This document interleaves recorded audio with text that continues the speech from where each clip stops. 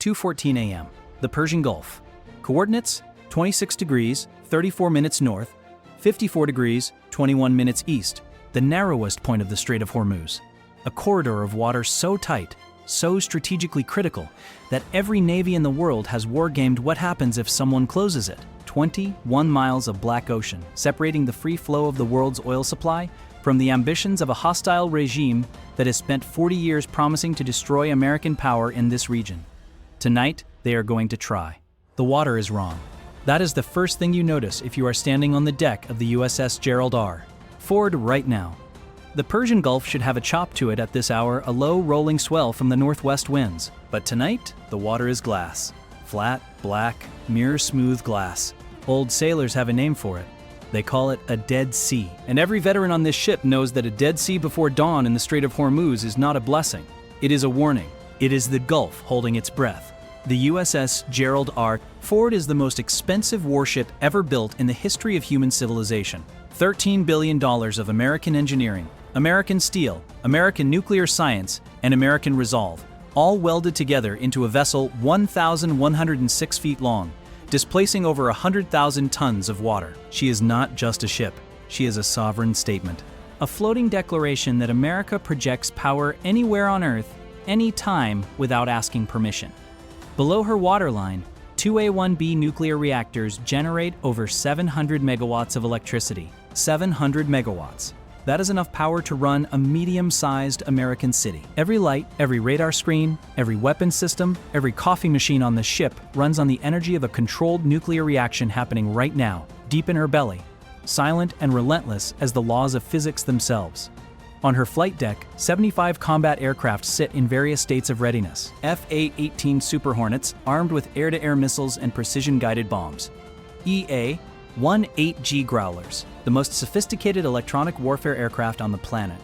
E-2D Hawkeyes, circling above in the dark, their massive radar discs spinning, painting a picture of the airspace for hundreds of miles in every direction. At this moment, two Super Hornets are already airborne, running a combat air patrol in the pitch black above the strait.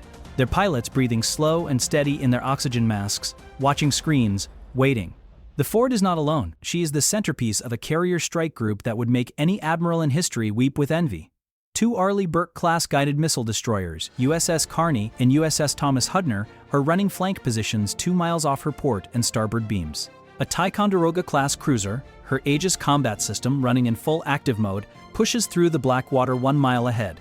And below the surface, running silent and invisible at combat depth, two Virginia-class nuclear attack submarines track every ship and every aircraft within 50 miles of this formation. Nobody knows the submarines are there. That is exactly the point. The brain of this entire formation is the ANSPY, 6 air and missile defense radar mounted on the Ford's Island superstructure. This is not a radar system. This is a technological marvel so sensitive it can detect and track an object the size of a baseball moving at hypersonic speed from over 550 miles away. Its operators sit in the Combat Information Center, the CIC, a compartment deep inside the ship's armored core, surrounded by screens showing real-time air, surface, and subsurface contacts across the entire Persian Gulf basin. In that room right now, the lighting is dim blue. The temperature is cold, kept at 65 degrees to manage the heat from the computers. The atmosphere is professional, quiet, focused. These are the best radar operators in the world. They have seen everything. They have trained for everything. They have not trained for what they are about to see. 2:16 a.m. Petty Officer 2nd Class Marcus Webb has been staring at his radar screen for 4 hours. He has tracked commercial tankers heading north toward Kuwait. He has logged 2 Iranian naval vessels that loitered near the edge of international waters before turning back. He has watched a fishing trawler moving south along the Iranian coast, noted it, cataloged it, dismissed it. Marcus Webb is 24 years old and he is very, very good at his job. At 2:16 a.m. and 33 seconds, Marcus Webb sees something that makes the hairs on the back of his neck stand up. Not one return, not two, dozens. They appear at the northern edge of his scope like a constellation igniting into existence all at once. They are spread across a 3-mile-wide front, staggered in altitude between 10 and 30 feet above sea level, arranged in a loose but unmistakably coordinated V formation. They are moving at 115 miles per hour. They are not squawking any transponder code. They are not responding to any interrogation signal. They are flying directly toward the Gerald R. Ford. Webb looks at his supervisor, Chief Petty Officer Dana Reyes. who has 20 years in the Navy and has run combat watches in the Persian Gulf 4 times before this deployment. Reyes looks at the screen for exactly 2 seconds. Then she picks up the phone and says 3 words: General Quarters. Now.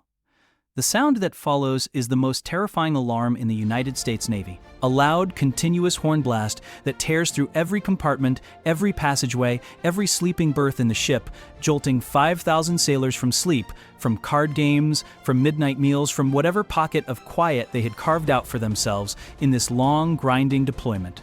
Red battle lights replace white corridor lights. Watertight hatches slam shut and dog down throughout the ship. Damage control teams snap into their gear. The Ford's 4 propeller shafts increase their revolutions as the ship begins to build speed. Every system that was in standby moves to full operational status. In under 90 seconds, 5,000 human beings have transformed from a sleeping crew into a combat-ready fighting force. On the flight deck, flight crews in color-coded jerseys are already sprinting. 2 more FA-18 Super Hornets are being moved to the bow catapults. The catapult officers, the shooters, are taking their positions. The pilots are climbing into cockpits that are already powered up. Helmets on, oxygen flowing. Because on a carrier, you do not wait to find out if the threat is real. By the time you know it is real, it is already too late. Now let us talk about what exactly is flying toward this ship. Because understanding what the Iranians sent is critical to understanding what happens next. The Shahed 136 is a loitering munition. That is the technical term. The more honest term is suicide drone. It is a one-way weapon. It flies to a target, and then it becomes the warhead. The Shahed 136 has a wingspan of about 8 feet. It is built primarily from carbon fiber and wood. Its airframe carries a 40-kilogram shaped warhead in its nose, enough explosive force to blow a hole through the hull plating of a destroyer or ignite the aviation fuel stores of an aircraft carrier deck. Its guidance system uses GPS and an infrared seeker that locks onto heat signatures in the final approach phase. It costs approximately $20,000 to manufacture. For context, one standard air-to-air missile carried by an FA-18 costs over $1 million. The Iranians looked at that math and they decided they had found a winning strategy. The Shahed 136 has one other characteristic that makes it uniquely dangerous. It runs on a small, slow-turning piston engine. An engine similar in size and output to the kind you would find powering a riding lawnmower. That engine produces very little heat, very little noise. And on radar, the carbon fiber and wood construction reflects almost nothing back. The radar cross-section of a Shahed 136 is approximately equal to that of a large seabird, a pelican, a heron. On a cluttered radar scope, over a sea that is full of birds, at 2 in the morning, in a high-traffic shipping lane, 60 of these things flying 10 feet above the waves can appear as noise, as clutter, as ghosts. And the Iranians have sent 60 of them. 60 targets moving at 115 miles per hour in a coordinated formation from a launch point on the Iranian coast, approximately 40 miles north-northeast of the Ford's current position. At their speed and distance, they will reach the carrier in under 20 minutes from launch. By the time Marcus Webb spotted them on his scope, they had already been airborne for 16 minutes, which means the Ford has approximately 6 minutes before the first drone reaches weapons release range. 6 minutes. Above the formation, Commander James Hawk Davis in his FA-18 Super Hornet gets the call. He banks his aircraft hard left, pushes the throttles up, and descends from 15,000 feet toward the sea surface, dropping into the threat envelope. His radar warning receiver is quiet. The drones carry no radar. His missile systems come online. He selects AIM 9X Sidewinder, the most maneuverable short-range air-to-air missile in the American inventory, a weapon that can track targets by the heat they emit. He points his nose at the swarm and waits for a tone, the high-pitched growl that tells him his missile has found a heat source large enough to lock onto. He sweeps across the formation. He waits. Silence. No tone. Those engines are too cold, too small, producing too little infrared signature for the AIM 9X to reliably distinguish them from background thermal noise at this altitude and airspeed. He tries again, at different angle, closing range. Still nothing clean. He can see them now, faintly, on his forward-looking infrared sensor. Dozens of small shapes skimming the water, but the missile cannot get a clean, discriminated lock. He keys his radio. Ford, Razor 11. I cannot confirm clean lock on these targets. Recommend surface defense weapons free. Now. Razor 11, Ford, stand by. In the Combat Information Center, the decision is being made. The captain is on deck. The tactical action officer is at her console. They are running the numbers in real time. The ESSM, the Evolved Sea Sparrow missile, is accurate, fast, and lethal against drone-sized targets, but each launcher cell holds 4 missiles, and the Ford carries a finite number of them. 60 incoming targets. In a coordinated attack, weaving and jinking and approaching from a wide front would require a significant expenditure of missiles to guarantee 100% intercept probability. And every salvo fired tonight is a salvo not available for the next threat. In this region, at this moment in history, there is always a next threat. The Phalanx CIWS, the close-in weapon system, is the last line of defense. A radar-guided 6-barreled Gatling gun that fires 20mm depleted uranium rounds at 4,500 rounds per minute. At close range, it is devastating against missiles and drones. But it is, by definition, a last resort. It engages targets that have already penetrated all other defenses. Relying on Phalanx against 60 coordinated targets at once, some of which may be programmed to saturate the system from different bearing angles simultaneously, is not a plan. It is a prayer. There is, however, a third option, and it is not widely discussed in public. The Iranians built their strategy around what they knew about American naval defenses: missiles, bullets, guns, kinetic responses to kinetic threats. The entire concept of the drone swarm, the mosquito strategy, is built on the assumption that if you send enough cheap targets, you will exhaust the expensive ammunition of the defender. You will burn through their missile magazines. Even if you lose 40 drones, if 10 get through, if 5 get through, if even 1 gets through to that flight deck and ignites 75 aircraft worth of aviation fuel, you have achieved something that changes history. The Iranians planned for every kinetic response they could model. They wargamed ESSM intercept rates. They calculated Phalanx engagement envelopes. They plotted the optimal flight profile to minimize the Ford's reaction time and maximize saturation of the defense systems. They had people with advanced degrees in physics and engineering running these simulations.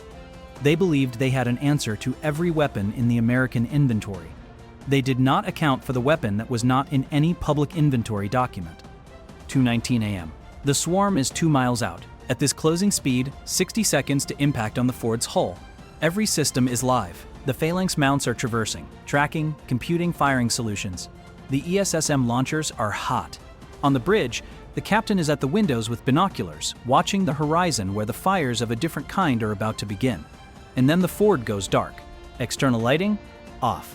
Radar emissions? Cut to passive. Every electronic signal the ship was broadcasting into the environment goes silent in a single coordinated command.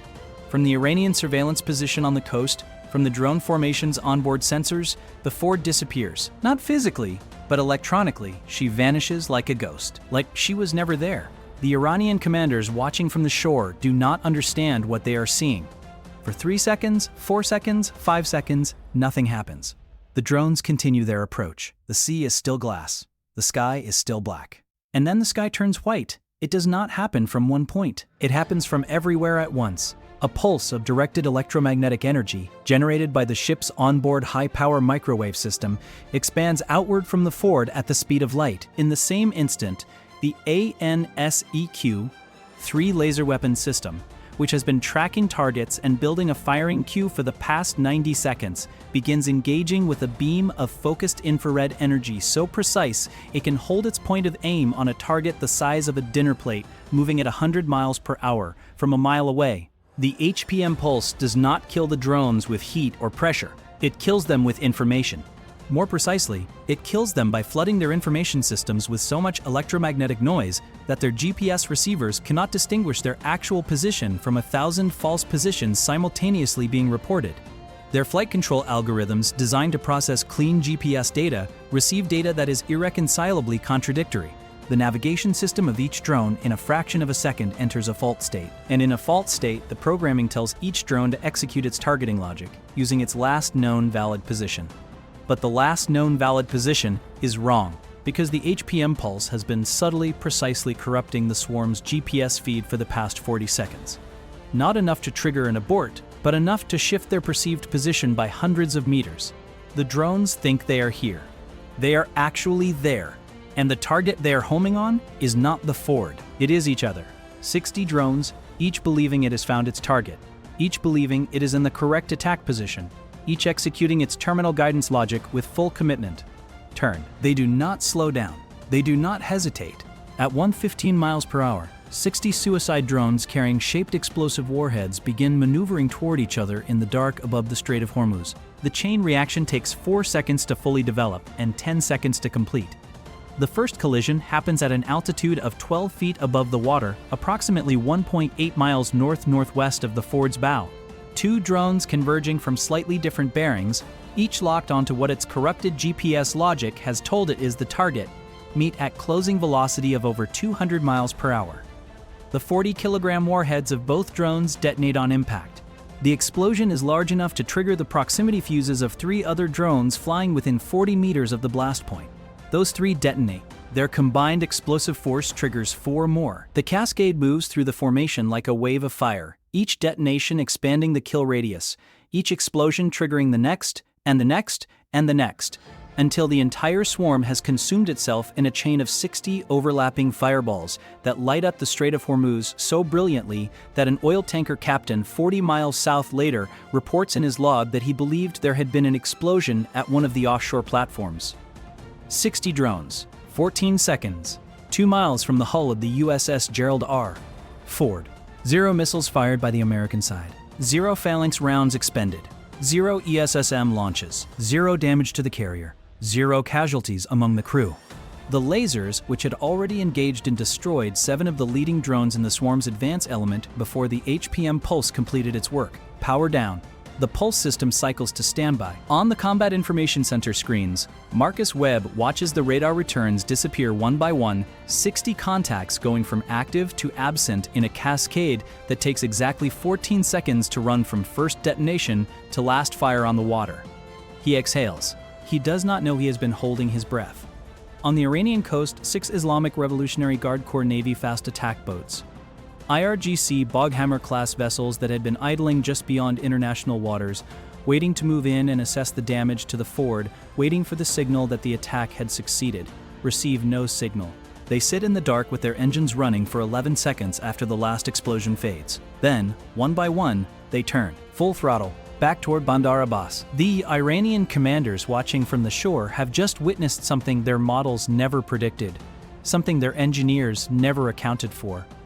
Something that 40 years of doctrine built around asymmetric warfare and swarm tactics never prepared them for.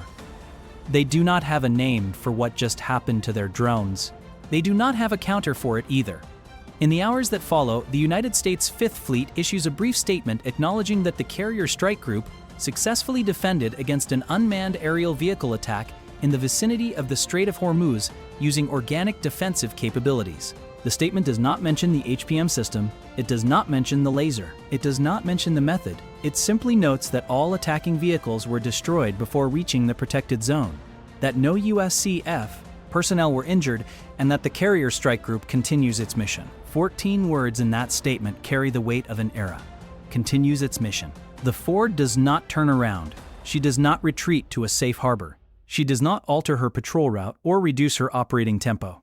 She continues her mission, because that is what $13 billion and a nuclear reactor and 5,000 of the best trained sailors in the world allows you to do. You continue the mission. Now, in the cold clarity after the adrenaline has faded, we need to understand what truly happened in those 14 seconds, because the implications stretch far beyond this one engagement in this one strait on this one night. The Iranian strategy was not stupid. It was built on a real and sophisticated understanding of the mathematics of naval defense. The concept of the drone swarm as an equalizer against a technologically superior force has been validated in other theaters, by other actors, using different systems. In Ukraine, relatively inexpensive drones have forced significant tactical adjustments by forces equipped with far more expensive hardware. In the Red Sea, Houthi drone and missile attacks have required the expenditure of multi-million-dollar interceptor missiles to knock down attacks that cost a fraction of the price. The math of asymmetric warfare is real. The logic of overwhelming and expensive defense with cheap offense is real. What the Iranians miscalculated was the assumption that the Ford's defense was purely kinetic, that the answer to a swarm was bullets and missiles, that America had not already moved several generations beyond that paradigm. The directed energy weapons now being integrated into American carrier strike groups represent a fundamental shift in the economics of naval warfare. A phalanx round costs approximately $30. An ESSM missile costs $1.5 million. A laser firing costs, in terms of variable costs, approximately $1 per shot because the cost is electricity, and on a nuclear-powered carrier, electricity is functionally unlimited. The HPM pulse, which can engage an entire formation simultaneously, does not deplete a magazine. It does not require a reload. It does not jam. It does not run out. As long as the reactor is running, the weapon is running. This changes everything. Because the entire premise of the drone swarm strategy is magazine depth. The attacker assumes that if they send enough cheap threats, they will drain the defender's interceptor magazine before the attacker runs out of drones. Against kinetic defense systems with finite ammunition modes, this logic has validity. Against a directed energy system powered by a nuclear reactor, this logic collapses completely. You cannot outmass a beam of light. You cannot overwhelm a system that reloads itself every time the reactor generates another kilowatt. The Iranians sent 60 drones to test the limits of American magazine depth. They discovered that there are no limits. Not anymore. There is another dimension to this engagement that deserves full recognition. The decision not to fire conventional weapons was not automatic.